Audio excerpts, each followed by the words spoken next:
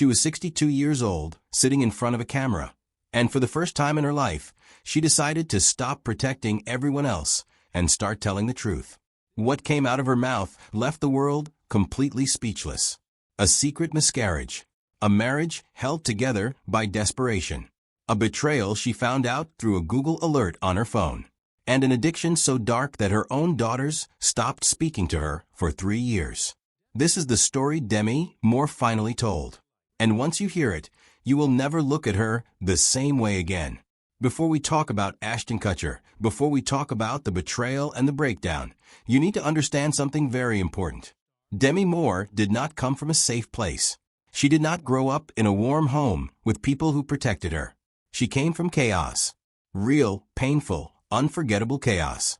And that chaos followed her into every single relationship she ever had.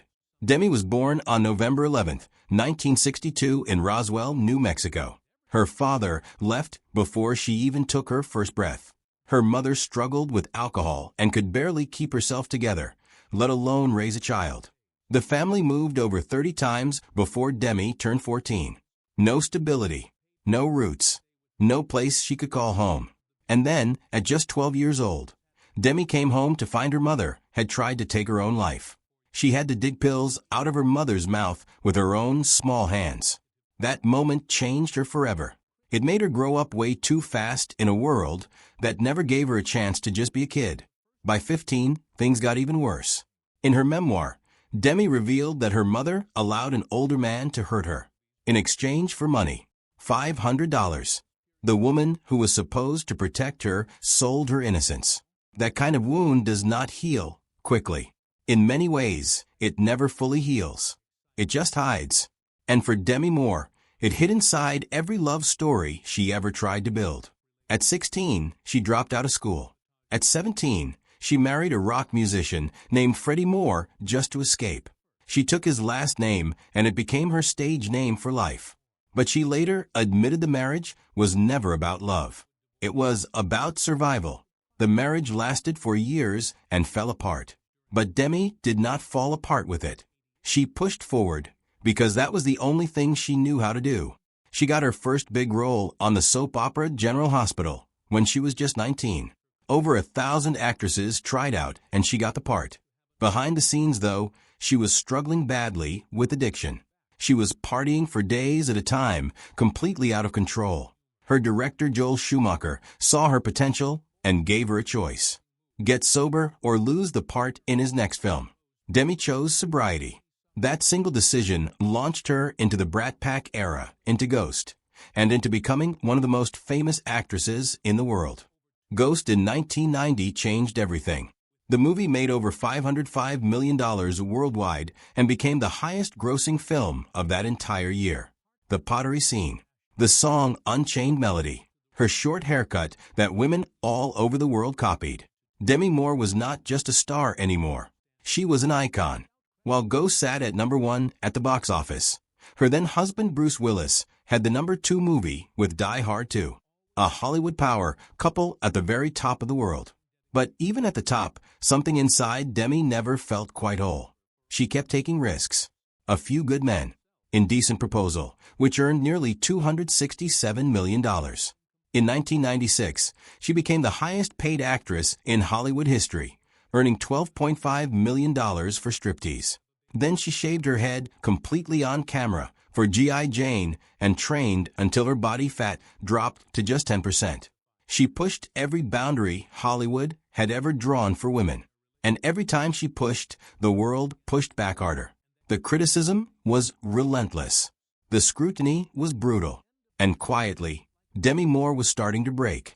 Her marriage to Bruce Willis lasted 11 years. They had 3 daughters together, Rumor, Scout, and Tallulah. When it ended in 1998, something remarkable happened. They stayed real friends.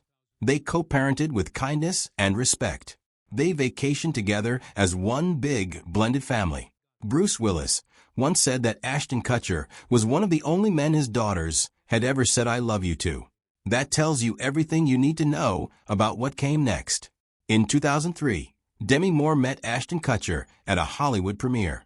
She was 40. He was 25. Within one day of meeting, They were on the phone for 8 straight hours. Within 3 weeks, Ashton had already met her daughters and her ex-husband. Within 2 months, he proposed on a beach in Santa Barbara using rose petals to spell out the words "Marry Me." The engagement ring was a 5-carat diamond worth $250,000. The world went completely wild. The media called it scandalous. Late-night hosts made it a punchline. But here is what the headlines missed. These two people genuinely believed in each other. They went to therapy together. They built a home together in Idaho. Ashton learned how to French braid their daughter's hair. He took parenting classes at 27 years old because he wanted to get it right. Bruce Willis reportedly cried at their wedding ceremony. But then came the moment that cracked everything open. 6 months into her pregnancy, during a routine checkup, Demi found out her baby girl had no heartbeat. The baby's name was going to be Chaplain Ray. She was gone. Demi had been sober for nearly 20 years. But this loss was something she did not know how to carry. She blamed herself. The guilt was unbearable. She fell back into alcohol. She started taking painkillers. Her weight dropped to just 98 pounds. They tried IVF multiple times. Nothing worked. And with every failed attempt, a little more of the marriage died. Demi revealed in her memoir something that made readers go completely silent. In a desperate attempt to save their relationship, she agreed to things she never truly wanted. Ashton had asked for it. She went along with it because she wanted to keep him. But instead of bringing them closer, it left her feeling ashamed, confused, and more alone than ever. And then came September 24th, 2011, their 6th wedding anniversary. Ashton was not with Demi that night. He was with a 22-year-old woman named Sarah Leal. Demi found out not through a conversation, not through a confession. She found out through a Google alert that popped up on her phone. She confronted him. He admitted it. And then he tried to justify what he had done by pointing to choices they had made together, as if her sacrifice had somehow given him permission. Just days later, Demi had to stand next to Ashton at a public event and smile for the cameras, while her entire world was falling apart behind her eyes. She filed for separation on November 17, 2011. The divorce took nearly 2 more years to finalize. Ashton moved on. He married Mila Kunis and built a new life. Demi was left to pick up the pieces alone.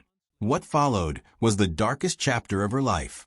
On January 23, 2012, Demi had a seizure at her own home. Over the next 3 years, she was taking up to 12 Vicodin pills every day and drinking vodka mixed with Red Bull. Her weight dropped dangerously low. Her daughters watched all of this and felt completely powerless. Tallulah said her mother became like a different person. Rumor said the addiction stole something precious from her. Scout felt abandoned. For 3 years, all 3 daughters stopped speaking to Demi entirely. She missed milestones she can never get back.